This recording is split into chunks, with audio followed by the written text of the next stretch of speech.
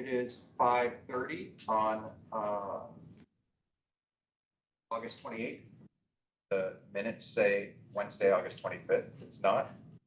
Wednesday, August 28th. It's 5:30, and I'd like to call the meeting to order. First on the agenda are public comments. Public present online.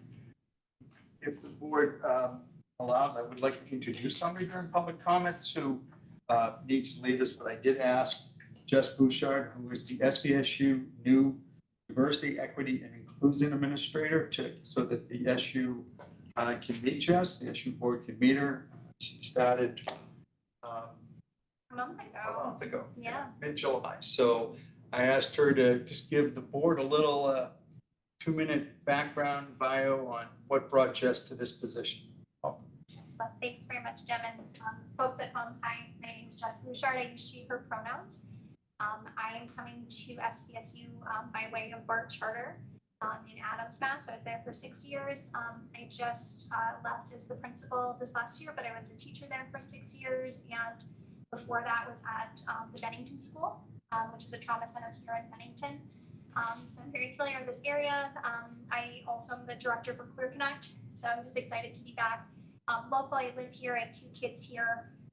Excited to be in schools, help students and adults feel a sense of belonging in their buildings. And so the work that I'm really excited to do is really prevention work, harm reduction, restorative work. And so growing our students to be empowered to see each other and to grow in their understanding of culture. And yeah, those are some of my big goals this year. I spent most of my day in 4 or 5 schools, just seeing kids, saying hi, and just being a presence here. So I'm really grateful for this opportunity. Welcome, welcome. Thanks. I'm grateful that the position is filled. Our principals and staff have been eagerly awaiting the resources that you bring us. Yeah, what you were just describing, I was thinking we have a new assistant principal in Arlington who will be very happy to spend some time with you. Yeah, thank you. Yeah, it's important work, and it allows me to kind of bring all of my background of kind of diversity, equity, inclusion work, but also being a school leader and teacher. It just truly is like all of my passion areas in one place. Great, welcome. Yeah.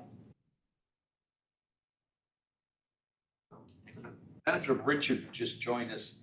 Richard, that was Jess Bouchard, who was the SVSU Diversity, Equity, and Inclusion Administrator, and she was just here to introduce herself to the board this evening. So she did that under public comments. If you want to add that to your minutes. Actually, while we're chatting with Richard, just want to let you know, Richard, we have Jessica, Katie, Ray, Nicole, myself, Scott, Jeff Leake, and Christelle here present. So for your minutes, I know you like to know who's here. Item 2 on the agenda, finance. 2A, the treasurer's report. We accept the treasurer's report that was in the packet. I have a motion To accept the treasurer's report. Jeff, was that connect? Any discussion? All those in favor? Aye. Aye. Opposed? Any abstentions? Okay. B, under finance, are Chromebooks, laptops, iPads, and cards purchase. Adam Souza from Souza IT is here to speak to that. Good evening, Adam. Good evening, everyone. So this is just a request. We did an RFP. This is a normal thing now for the district as part of maintaining the devices that are in the fleet that are in the hands of students and teachers. So we did an RFP for roughly 950 Chromebooks, the 11-inch model, 114-inch Chromebooks, some Windows laptops, iPads, and classroom cards. So what this does is this maintains the fleet of Chromebooks that are in the hands of kids. So we replace them on a 4-year cycle.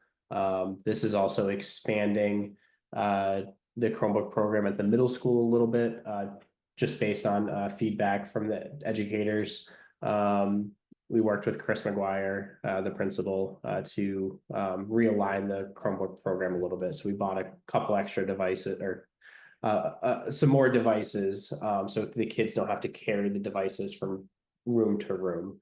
So that's a slight change in the replacement cycle. The way we did the RFP was it included a bunch of miscellaneous, we call them like endpoint accessories. So we requested quotes for monitors, keyboards, just about everything that the district would need. The goal is that we're going to start purchasing everything in bulk versus piecemealing it throughout the year. So that's what's before you. And we have, based on the category of the item, CDWG, which is a company the district's worked with for, as far as I could see, 10+ years. And they won quite a few of the items. SHI, who's another company the district's worked with, and about the same timetable as CDW. iPads, which we have to purchase Apple Direct. Apple doesn't allow third parties to sell to schools. And then again, CDW again for the laptop cards. Are you referencing a document that we should have? Yes. It's the amended agenda and it's called SVSU tech purchases is the PDF that's in the packet. If you give me the option to share, Jim, I can share my screen real quick. I think my problem's not, oh no, I'm in the amended agenda. Down towards the bottom. You scroll down the packet. Should be set up.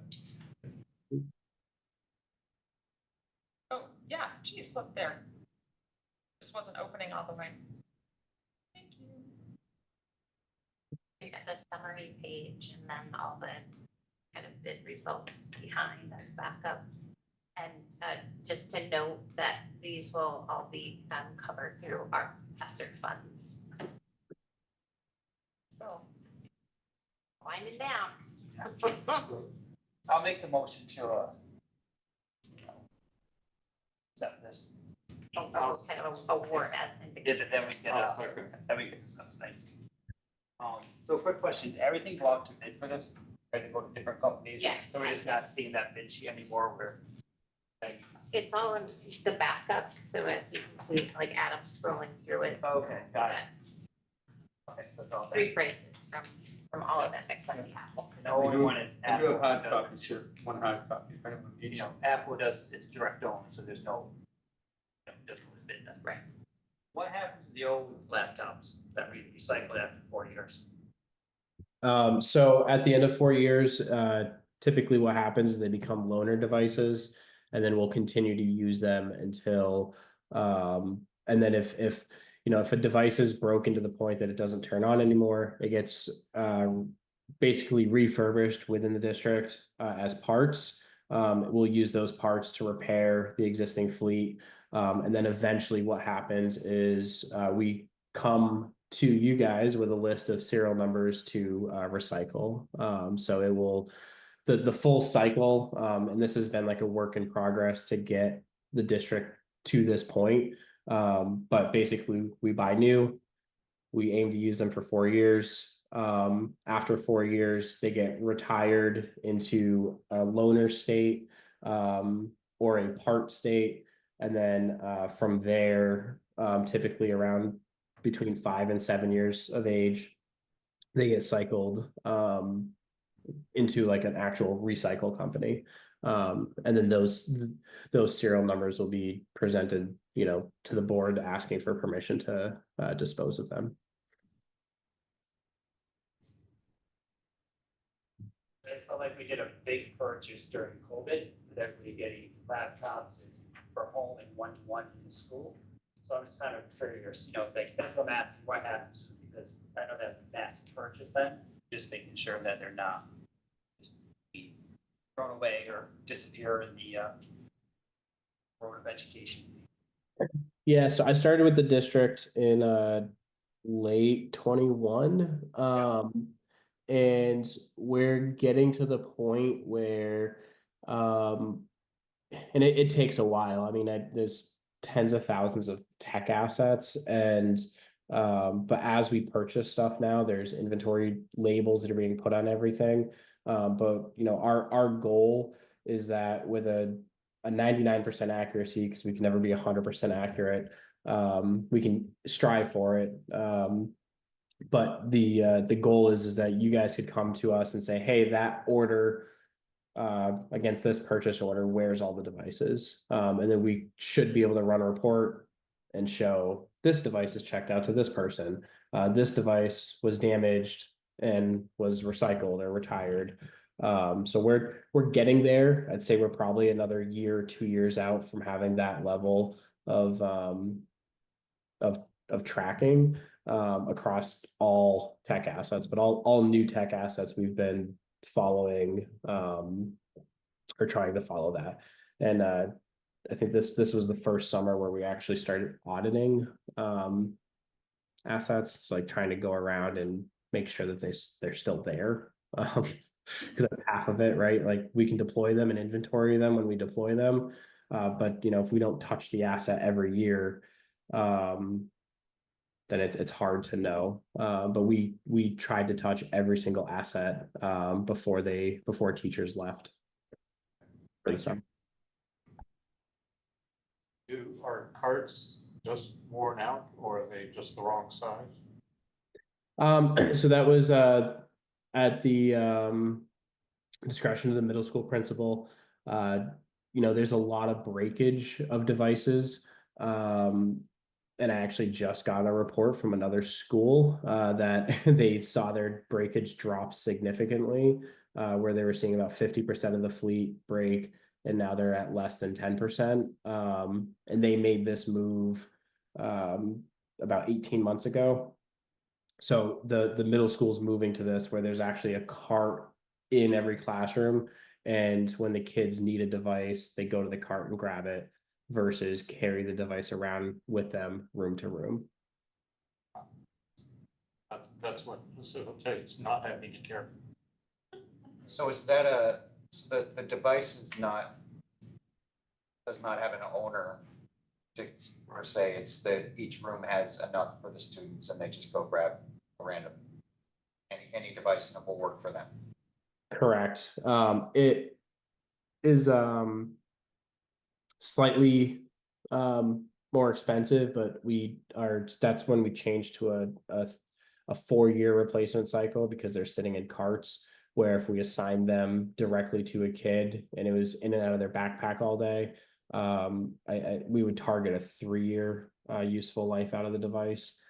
So by going to the cart model, we extended the expected useful life of the device as well. So we have to maintain more devices because every classroom has to have more because it has to meet the needs of the largest class. But we're able to offset the long-term cost by extending the expected life of the devices.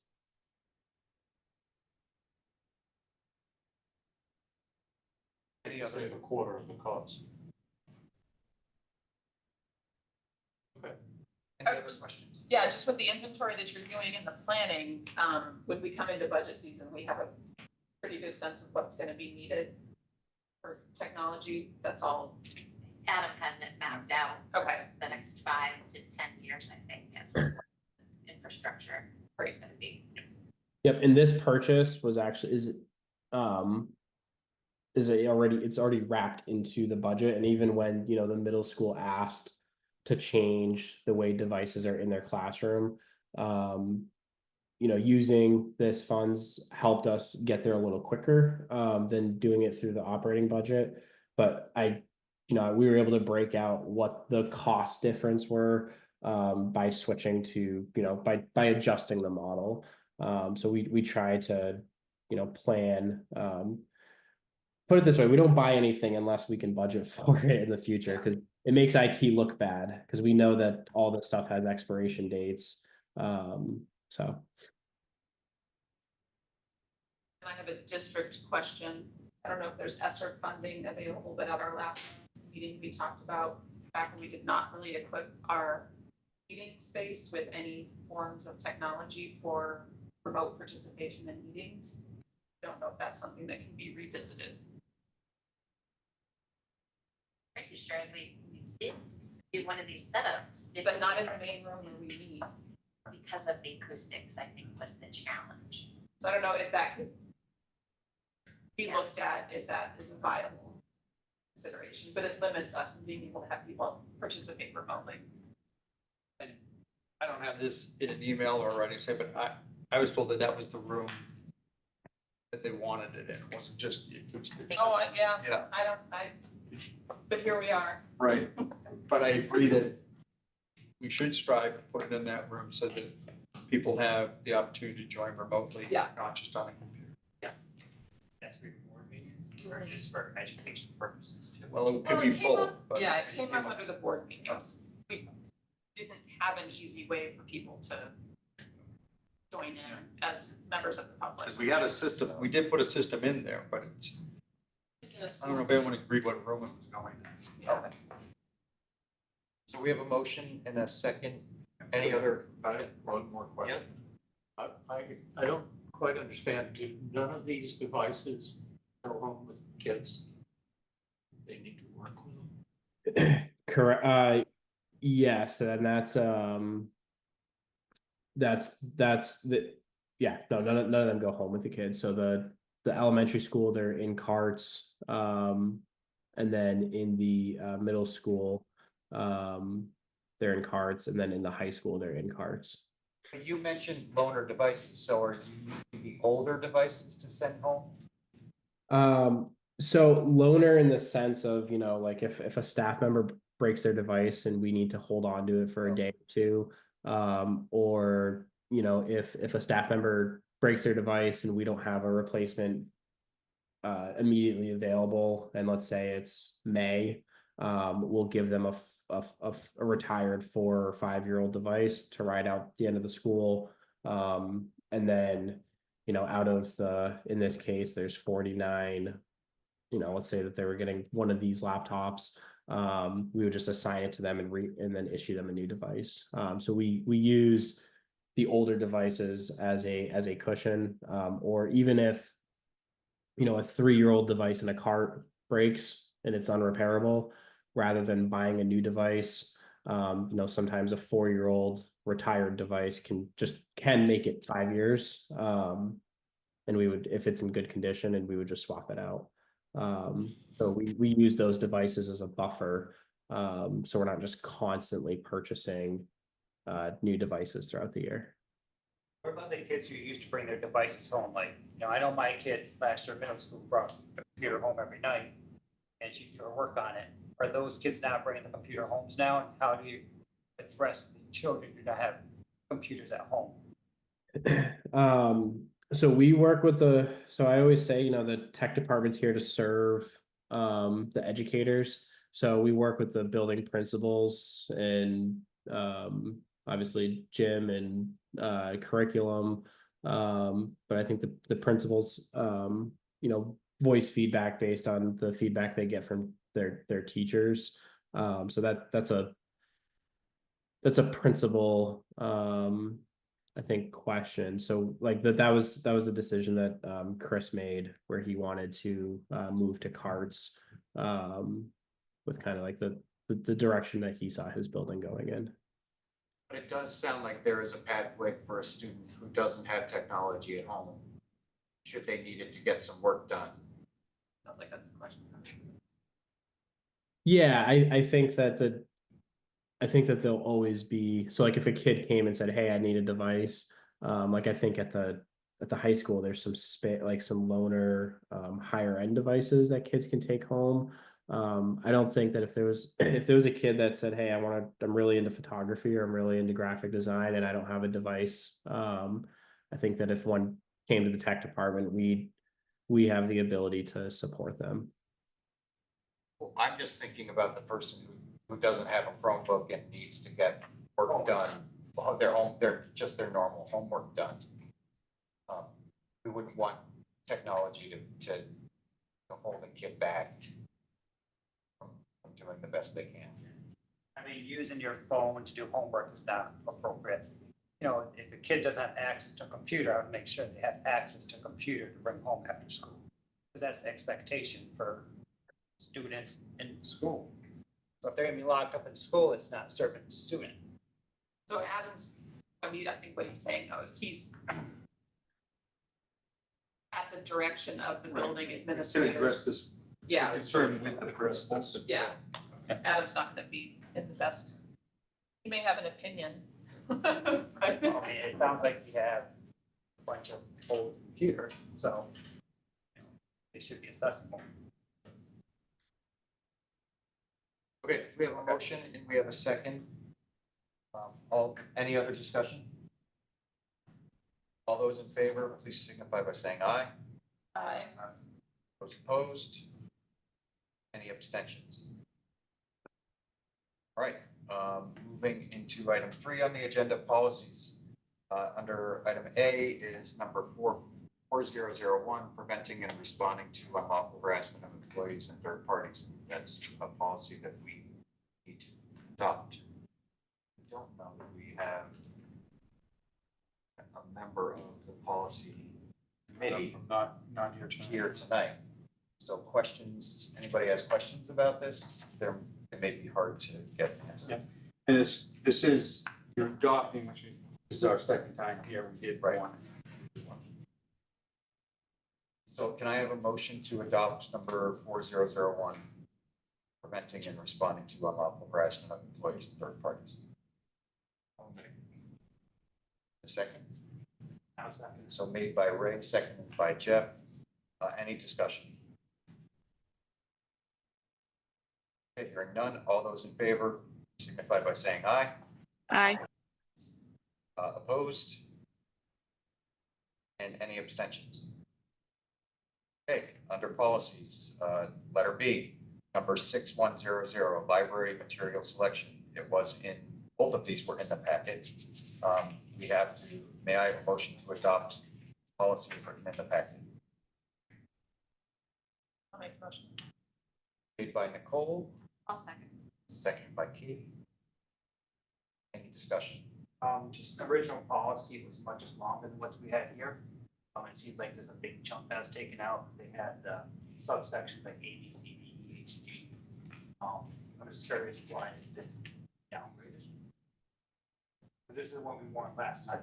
It's Yeah. a multi-page document. Good. It was a multi-page document last time, and now it's a single page. So where are the other Well, two now we pages? warned it, this is the same as it was warned. So the only thing I'd like to point out is like, we talk about old doc, we talk about books, but as we're talking about media, media is more than just books. And they only reference books in the first one. It's like that subsection number 8. So I wonder if we need to expand that to media, multimedia. Because teachers just aren't giving books anymore. They're using games, they're using videos, they're using websites. Well, the good thing is it says library material. So it's not limited to books as it's written in the policy. Yeah, so that if you look at a subsection at the bottom, it specifies just books only. That, subsection H. Section H. I don't see subsection H. That's like, it's something we added new. That's what, like, this isn't the same policy we warned last time. It's not the same policy. If you look back in April, this is the same policy. We're missing 2 pages. If there's any doubt, I would recommend that you table it and send it back to the policy committee for clarification. Is this what it looked like last time? That's what we warned, it's one whole subsection there. So there's pages missing. So there's pages missing. Pages missing from the Yeah. packet. Okay, so hearing, So we need to Yeah, just don't. rescind the motion. rescind the motion, and do we, Because it was Well, seven pages. I will look tomorrow to see if there's pages that my admin assistant had and they just didn't get included in the packet, or did something change with the policy committee? No, there are 7 of 7 pages. They had curriculum for selection, they they show the procedure for selection, they talk about challenge materials. So that might be in the admin regs and not in the policies. So I don't have it here. Why don't we table that till next time? That's the recommendation. So we are going to table 6100 until the next meeting, till we can ensure that all of the materials are in the packet. Moving on to consent agenda.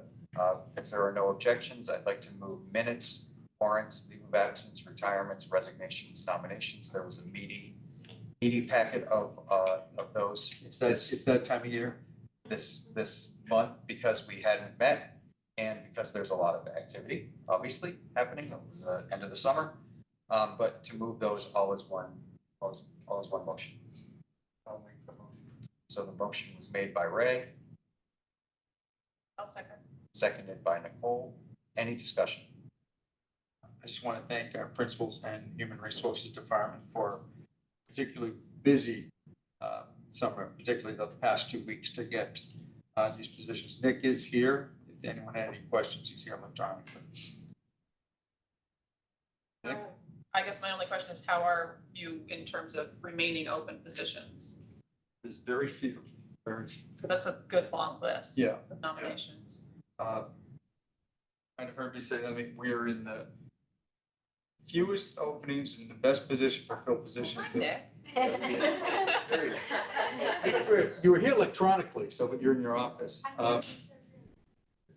It continuously tells me that we're in the best position to start school as we have been since before COVID, but since he's here, Yeah, no, I mean, that about sums it up. There are still a few vacancies, but few and far between. Some para positions, all of our subject teacher positions are filled.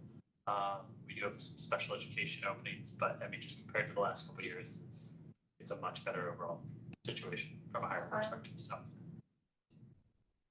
It was a position that was not filled. So I don't know if it's still, They're doing internal coverage for the year. They've committed to doing internal Yeah. coverage for the year for that position. So, yeah, but at the SU level, we're in a very good spot. There are still vacancies, so if you're looking and you're interested, please reach out. But overall, we're in a good spot. Thank you, Nick. So in the interim, is there anybody who's covering for school psychologists and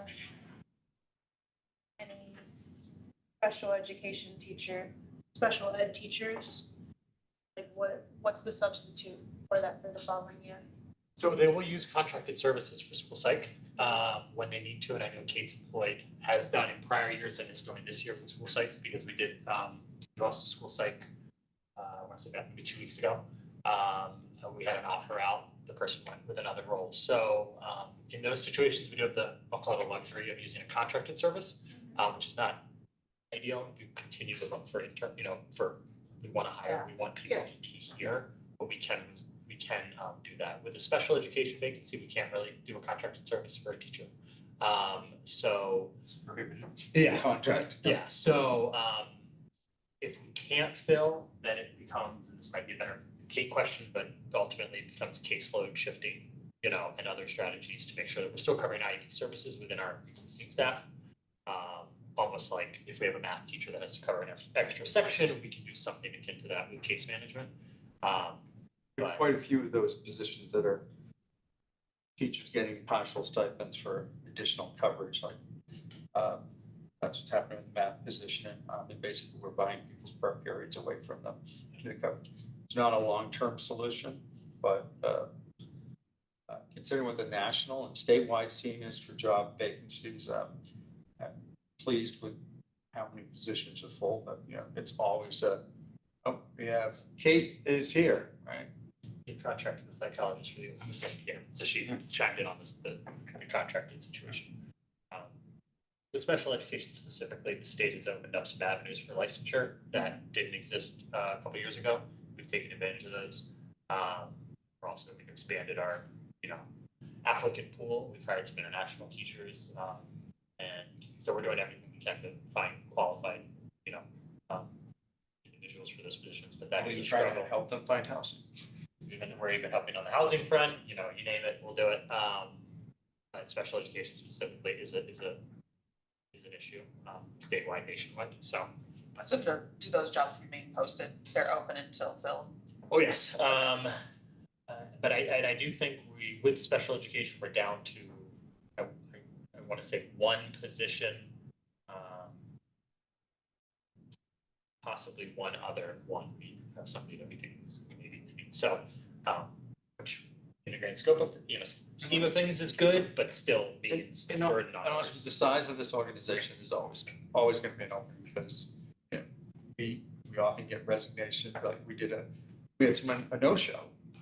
That we didn't think was an open position, but Yep. someone didn't show. We will have people start the year and then notify us that they're taking another position, So so that will inevitably be rolling.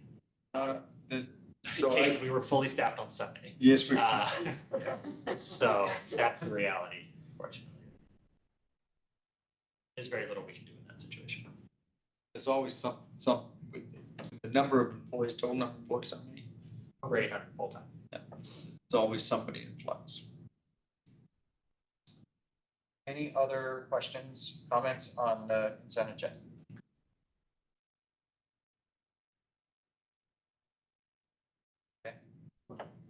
I have a question.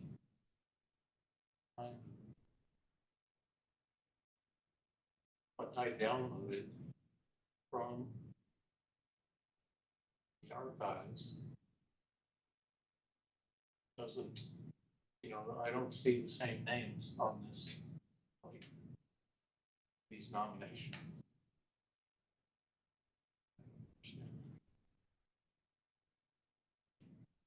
The nomination names don't match the list. Well, yeah, like.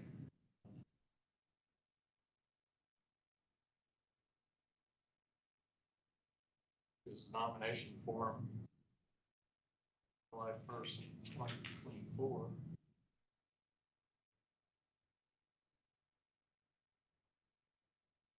Christian Bright. I don't see that name anywhere in this. Maybe under the FYI, potentially for some of the early summer hires, the board chair may come in and sign off on a few of those. Those should be down on the FYI, not on the consent agenda, because they got approved. So like that, there's a possibility if Tricia Wright worked the summer program and started in July and we brought her on at that time, Scott may have signed off. There were a handful of. That's what I signed off. You signed off? Wouldn't we run them by this board as a whole? The way my understanding is the board chair is authorized to approve those nominations in the summer recess, and then they should appear on the consent agenda under the FYI, but they've already been approved essentially. There's only one in the FRI, and it's Lindsay, but it doesn't match up, so. Well, so yours meeting. I think the motion for this consent agenda, I'd like to withdraw my motion, someone else can take, because I'm clearly not looking at the same thing. Yeah. Okay.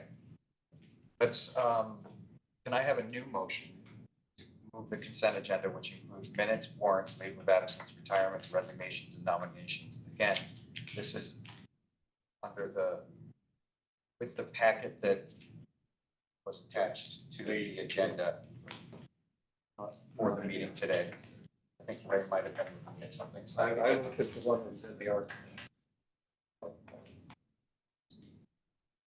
Yeah, there are 25 nomination forms in there and there are 25 names on the nominations list on the agenda, so it's the same number. Are you willing to move? I am, I'll make that motion. So Nicole I'll second. made the motion, Katie second. All those in favor? Aye. Aye. Those opposed? And any abstention? 3 abstentions. Creates a bit of an issue for the pay bills. The 3 abstentions? Yes. Because we, Abstention counts as we have no. a majority Counts bill. as no. You had it with a majority on one, if it's 3 that. We had 4, but is there 4? I didn't vote. Oh, I will vote in favor, because it sounds like there's a tie, yes? So I will, well, what about Jess voted for. Jess voted for, so that's 3. Yep. I You're would be four. 4. Or 4 to 3. Then we're 4 to 3.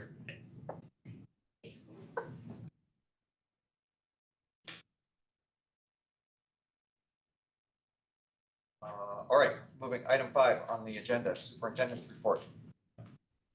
I want to explain something. I work hard to not do amended agendas for this very same reason that we're struggling.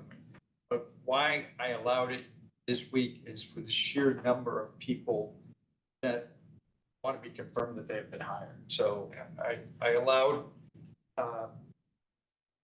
and my admin assistant and my directors that work behind me know that I do not like to walk things in on a meeting. I like to have them in the packet beforehand, but I do make exceptions, particularly at this time of year.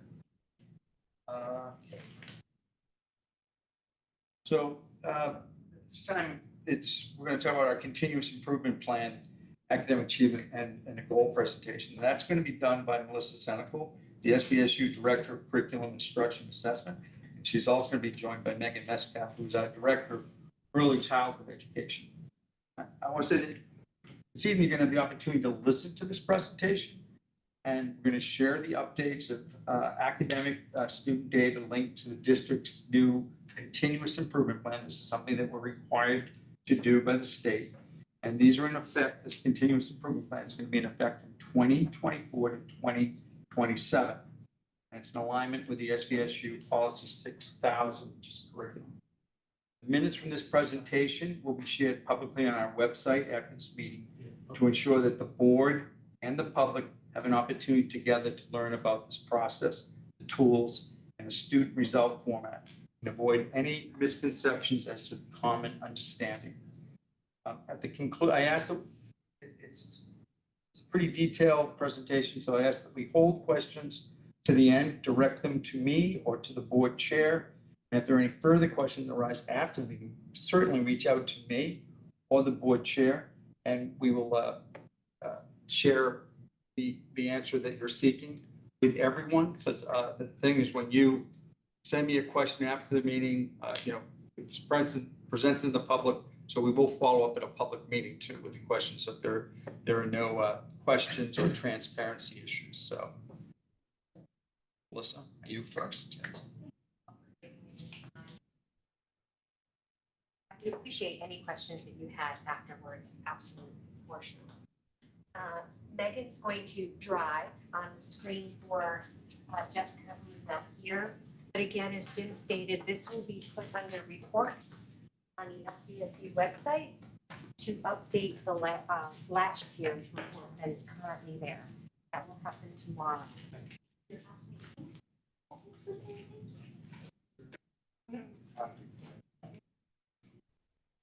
So this is all about academic achievement and growth. And we do this every fall. Thanks for driving, Megan.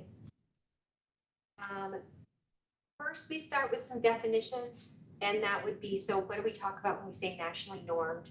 These are the assessments that are the screeners, and they have the percentiles and reported and calibrated with national comparisons. So we're able to compare our students and how they're doing academically with students across the nation. And both Fastbridge and MAPS use over 1,000 scores nationally to calibrate their norms. And so our testing I'll be sharing with you are all calibrated across the United States compared to other students' grade levels at that time of year. Fastbridge, what is that? That is an assessment that we use for reading in grades K, 1, and 2, and in math for grades K and first grade.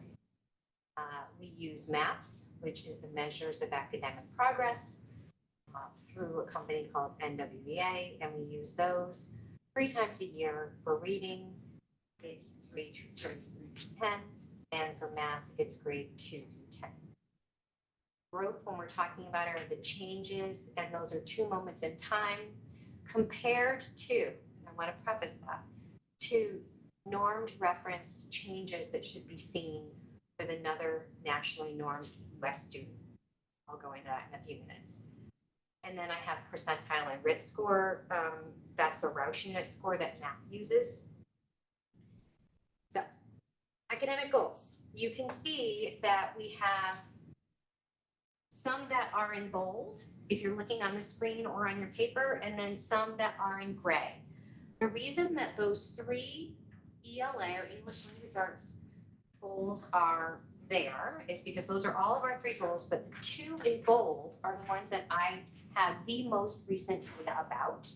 And the one in gray is the one that I have not up to me, but because it's through the state of Vermont, I have the most recent from the state of Vermont. So I'm gonna cover the ones that are from last school year. Those are the ones in bold. And then in mathematics, we have two goals. One is nationally normed, that's the one in bold. And then the one in gray is the one that is the Vermont state measure. I just want to preface by saying where I'm pulling the data from is the difference if it's in bold or if it's in gray. And the science goal that you see is a Vermont goal, so it's in gray. So what does that mean? Well, the goals in gray are going to be reviewed again when the Vermont annual snapshot is updated with publicly released results from the spring of 2024, which was last spring.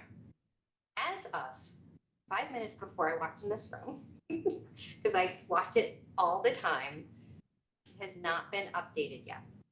As soon as it is, then you'll be able to go. We've offered an easy access to it. If you go to svsu.org, about us and reports, you're gonna see the most current results because that's not our website, that's the state of Vermont website.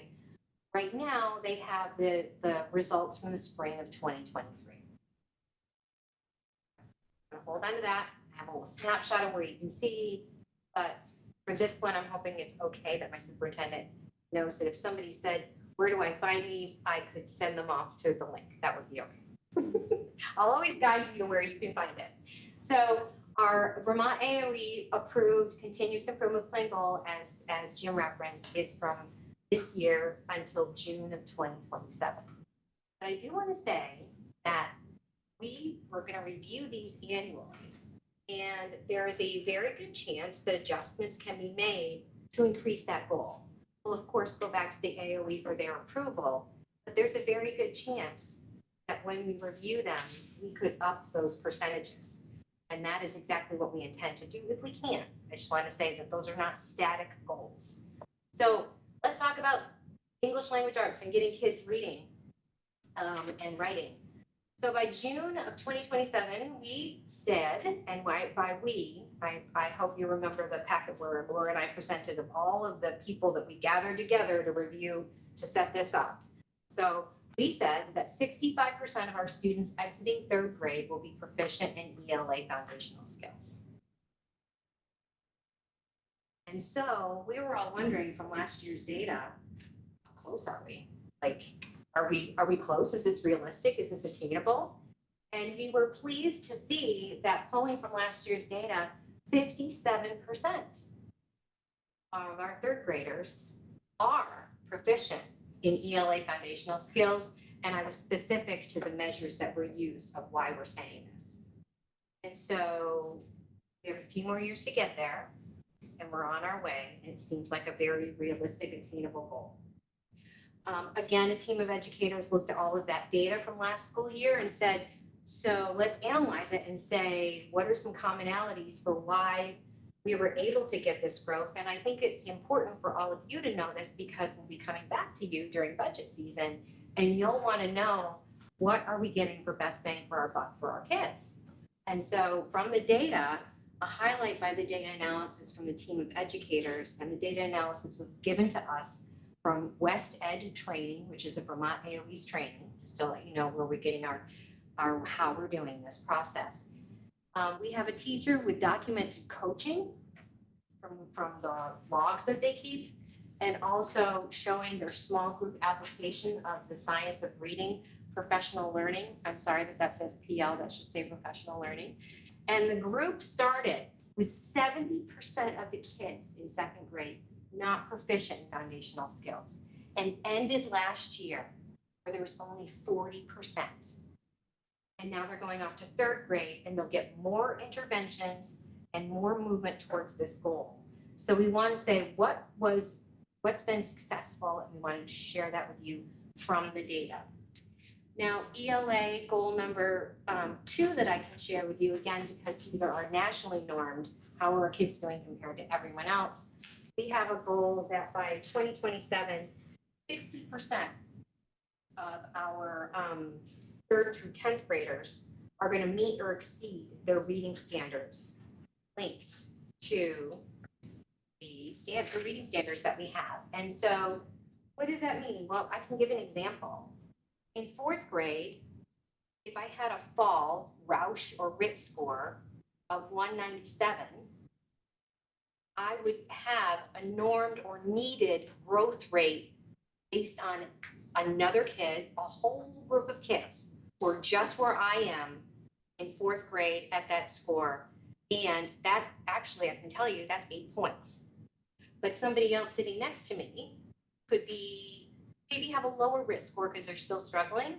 They're going to have a much higher RIT points score. And then someone else who doesn't have as much growth to do is going to have a lower RIT score. These are all challenging for a teacher to do, and yet we're asking them to please differentiate so every single one of those kids grows, whether there's somebody who's right in the middle, or somebody who's struggling, or somebody who is excelling. We want everyone to grow.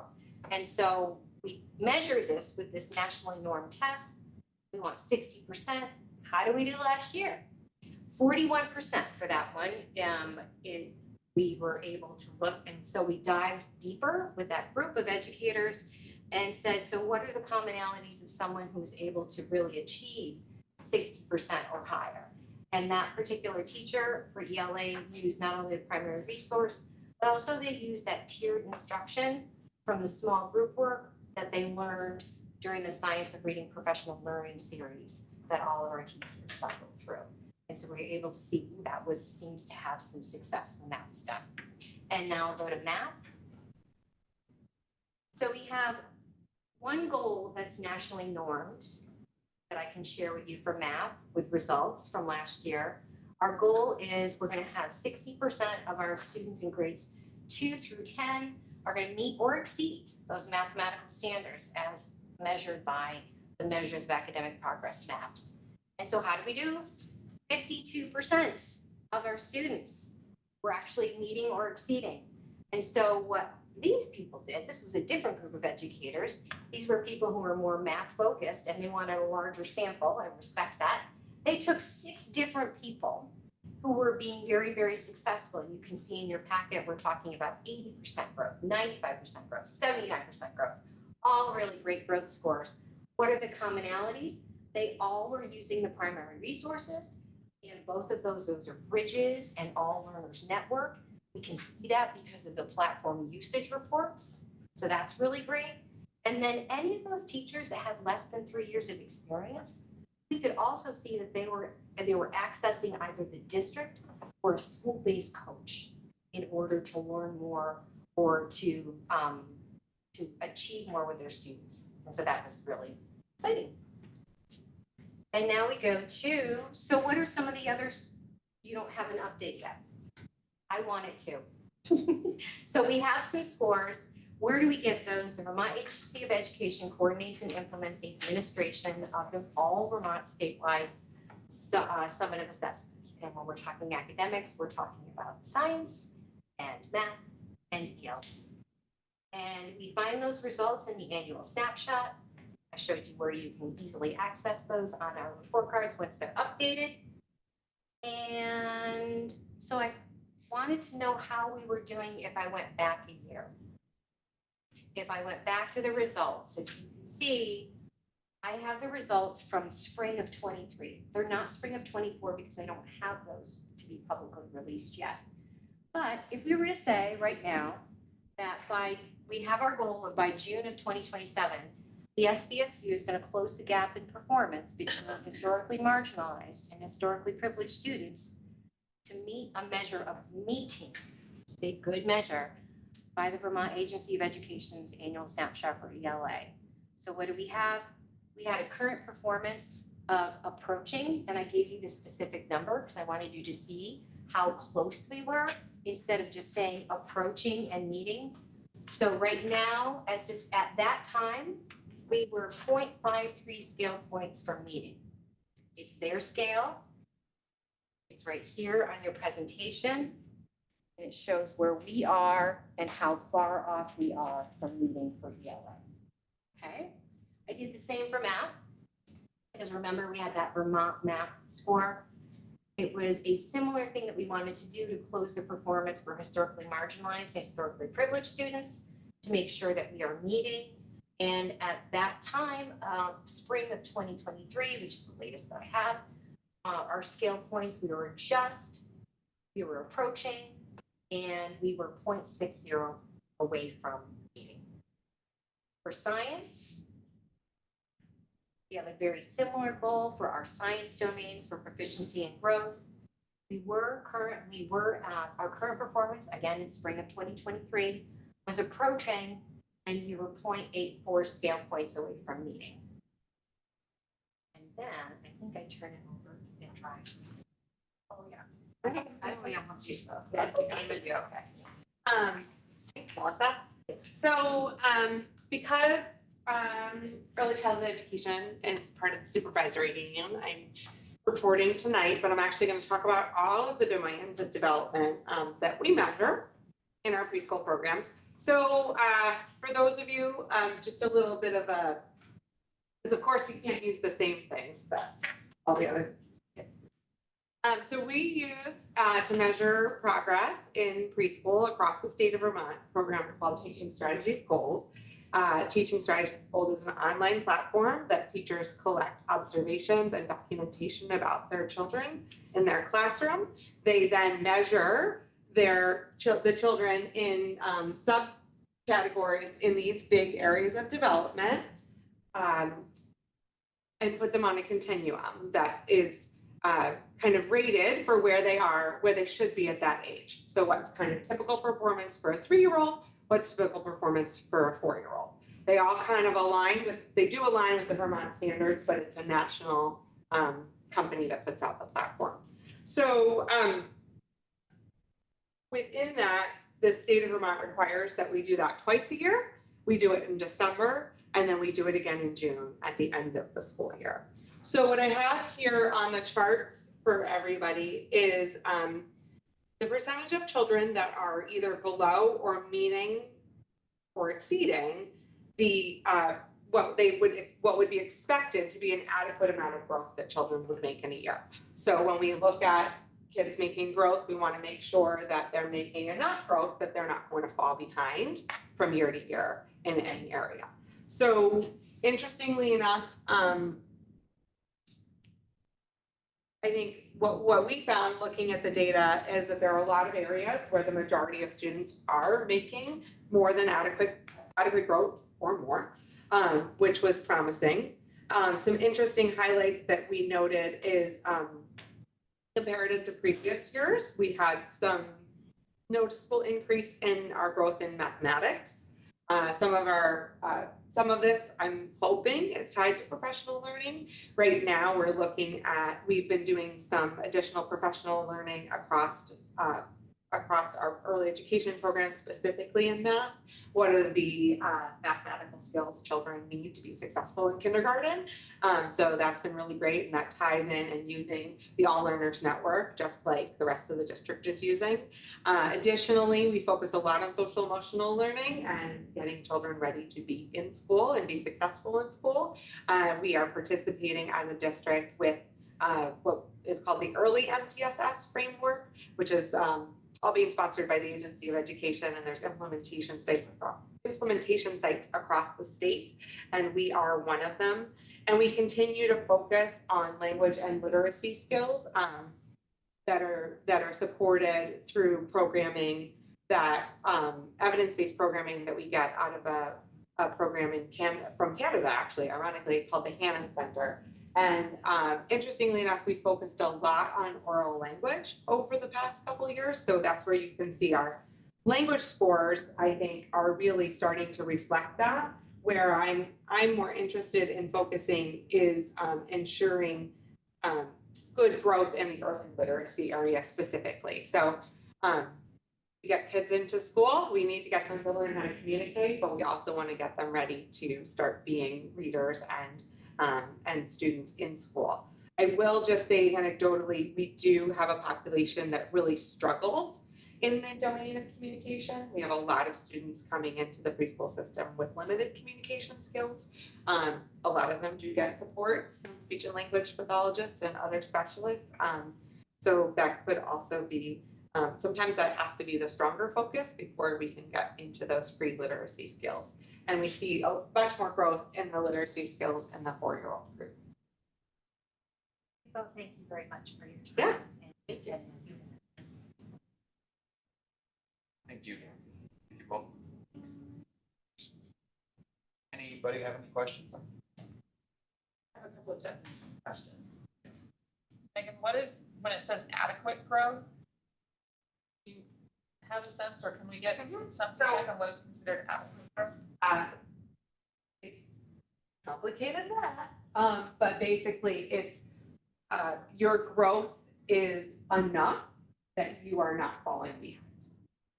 So it's a these are- percentage, and it has to do with where you were before and where you ended up. And these are this is a percentage change from 2 data points. Yes, Correct? from Okay. December to the end of the school year. Okay. And then my other question was about the goals that talk about closing the gap between performance and historically marginalized. The data underneath, unless I missed, like, that doesn't, how are you tracking your historically marginalized and your historically privileged data points differently?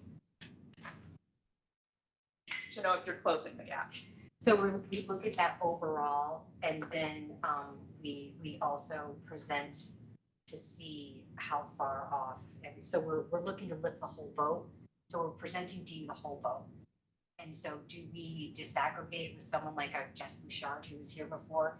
Absolutely. Those are some of the people who we would say historically marginalized, or others. I would work with Dr. Kate Abbott where we would dive into that and her AD team when we're looking maybe at students just saying, just because they're labeled this by the state of Vermont on IEPs are considered historically marginalized. And so I would bring that data and then that's disaggregated at that level. But what you're looking at is, are we lifting the whole boat? Because you're looking at everybody to see if we're lifting the whole boat, if we're closing the gap. And we are closing the gap. There are some areas to look at. I'm waiting to see from the state of Vermont if I can present this to you in some way where it's public, where you can see all the subgroups, but I'm also very cognizant of making sure that no one is identifiable. So my hope is that we can dive even deeper into that to answer that question, but what I gave you was how does the whole boat look right now? Yeah. Which I appreciate, but I really like the language around closing the gap between groups and without data to show. I concur that sharing that with respect to making sure that we're being respectful for not identifying anybody. I want to make that happen, absolutely. But doesn't the state put it out for that, those groups anyways, as a massive, bump?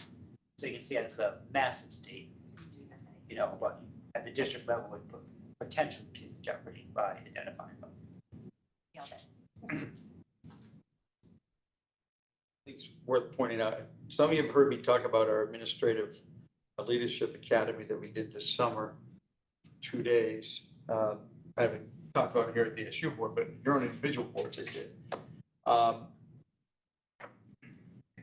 The topic, one of the topics besides legal issues was all things data. And what that is, this report, the importance of this is as we share with all our staff, administrators and teachers, and have them use data and additional data to this to drive our budgets, to drive professional learning, to drive the placement of resources by school, by grade level, because it's equal doesn't always mean all things are equal. Like what is needed in one building, might not be needed in another, and that's the goal that we have by using data like this and breaking it down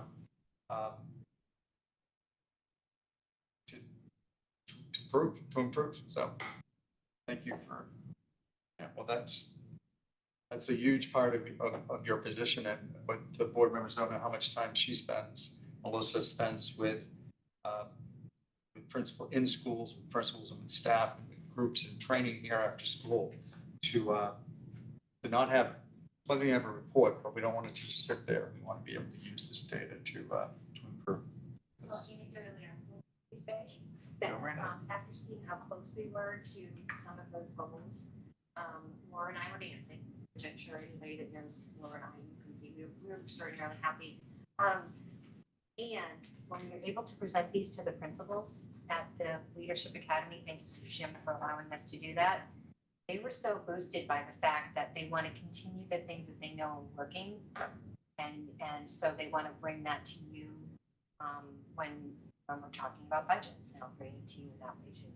You may have said this, and I could have missed it, and if I did, I apologize. Is there a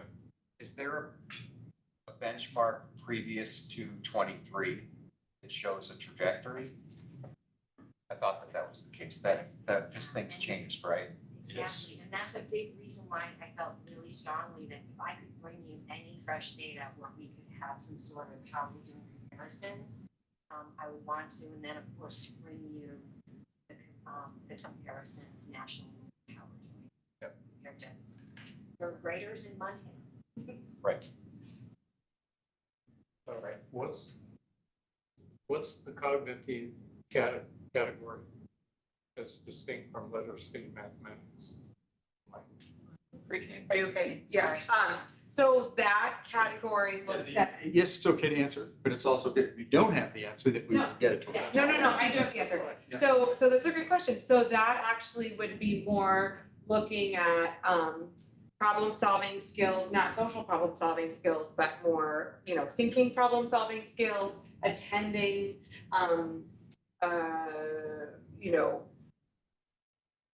expanding, being able to recall, as I can't recall the word recall, things like that. So more of what we would consider like approaches to learning or habits of learning than strictly precursor skills in literacy or precursor skills in math. Those would be affected by current literacy and mathematics. I would say that those would impact their ability to acquire literacy and math skills. That would be the expression of cognitive competencies would be in part through literacy and mathematics. Yeah, but also science and exploration and other areas that we aren't necessarily, it's like a more broader approach to how you are as a learner. Because you don't have science. Yeah, you don't have science or social studies or music or art or any of those Yeah, other right. things. Thank you. A couple of things that I want to mention related to this. So as you know, our staff returned on Monday and students returned today. I'll have it, because it was just today, I don't have full reports on how the shakedown of the first day went. As in every year, I'm sure we'll have some bus issues. I know we were having some registration issues with students that showed up on our doorstep yesterday, today. Hello, here I am at school, and we have no paperwork on them. That's not that unusual, and we're dealing with it. We ask for people's patience as we want all students in school as we discover them. So, but by and large, I did not get any reports of major disasters, and we had a lot of staff members out in school today. But what was that, Wilson? That I'm pleased overall with how the opening day, and I'm happy that all our staff has returned and we're well filled. What is unusual? This is the first time in a long time that, except for one school, and I'll get to, I have returning administrators. I mean, I want to build continuity in positions. I think it's to improve our schools. I need that in leadership. I need that in teachers to try and reduce that turnover rate. So in all except for Arlington Memorial, which had an administrative change, I have returning administrators, both principals and vice principal roles. At Arlington Memorial, Sarah Pickering, the principal of Arlington Memorial, resigned towards the end of the year, pretty late in the year, after doing a search. We did attempt to fill that position, but in the end, Deanne Lacoste, who is the principal of Fisher Elementary, agreed to be the principal, interim, acting, whatever term you want to use for this school year. She will be the principal of both schools. There also is a new vice principal at Arlington Memorial, and there will be a teacher stipend to be the supervisor of the building when, at Fisher Elementary, when Deanne is called to the high school. So that is a major change, but at least it is a person who's familiar, long-term employee of the school district in Arlington, and I am confident that she's going to make it work. And that's my report. Any questions for Superintendent Colkeen? I appreciate your support through that whole process. Thank you. And Nick Dalton, Yes. tremendous resource. Yeah. All right, Superintendent Colkeen walked in when I was writing down some notes for the chair's report. He asked if I was writing the journal. I write bigger than I speak slowly. I was So I impressed should- with the book. It's should be brief. First thing I would like to do is just extend a thank you to all of the folks who worked so hard over the summer in every building. As has been mentioned in other meetings, a tremendous amount of construction, and then just the normal day-to-day that gets these buildings ready to go. Ready to go for students to come in. Also within this building, all of the work that happens to get students, teachers, all staff ready to go with what they need. It's a monumental feat and should not go unnoticed. Especially how much construction went on in the building. Absolutely. Let's see. With the start of the new year, there are a lot of feelings, excited, nerves, resolutions. Students, teachers, and staff are feeling all of those. So good luck to everybody as we start the year. First day was today for many, and for a few others, sophomores, juniors, seniors in the high school tomorrow. So everybody will be back as of tomorrow. I know I'm happy. I'm going to be much less of an Uber. And we'll have a little bit more food in the house. But good luck. It's going to be a great year. I was excited to have the data that we saw today. I think that there's things that we as a board can build from with it when it comes to establishing goals for ourselves, goals for administration. Having data allows for us to make, as they say, smart goals, which are measurable, accountable, attainable, sustainable, and so having those, being able to establish those so that we as a board can establish goals as well. I know that there are resources out there for school boards to sift through the data, which can be a monumental, given what you've all presented to us. If I were to try and summarize that into goals, we could probably have a full meeting for several hours and maybe not all agree on what they should be, but I know that there are resources through the Vermont School Board Association to help boards distill data and find the direction that they would like, that they should move toward. And so I wanted to ask this publicly, but ask Superintendent Colkeen to reach out to the Vermont School Boards Association to see what it would take for us to have that service. And maybe present it back to us for the next meeting. Yeah, we do that. I'm going back to the next meeting. And I think part of that too comes with governance as a style of management of the board, which would be a slightly new way of thinking for some of us, but could make us more efficient, strategic thinking, goals driven. And maybe a little bit less of the day-to-day that we sometimes can find ourselves going. We sometimes can find ourselves going down those paths.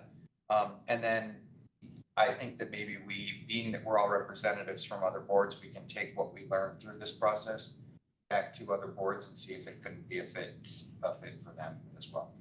So that would be my request, would be the goals support and the governance structure, governance function of the board, and what support there might be there. And for those who might want to do some research as to governance, those of us who are members of the school board, you can apply, or you can request access to the video assets that are on the Vermont School Board Association website. There's a lot of material there, really great material around especially governance on that site, and great webinars worth looking into, because I think it could help us be more efficient, and therefore perhaps help the administration that overall be more efficient. Well, there are standards that there are tools for kind of self-evaluation of boards on, I think it's 5 different standards that we will probably need to look at our operation and see how closely aligned or how far off we are currently from some of those pieces. And I'm really interested in it, and I don't know what bandwidth you have. I'd be happy to do some digging to see what we can find. That'd be great. I mean, I think any resource we use anyway. yeah, I mean, I want us to be able to be, I would like for our boards to be able to not only function with the day-to-day things that we have to do as a board, but also be strategic thinking, look out to 27. Let's assume we reach the goals in 27. What are we thinking about next? Not just, did we make it this year? Nope. What do we do next? I wait until they tell us.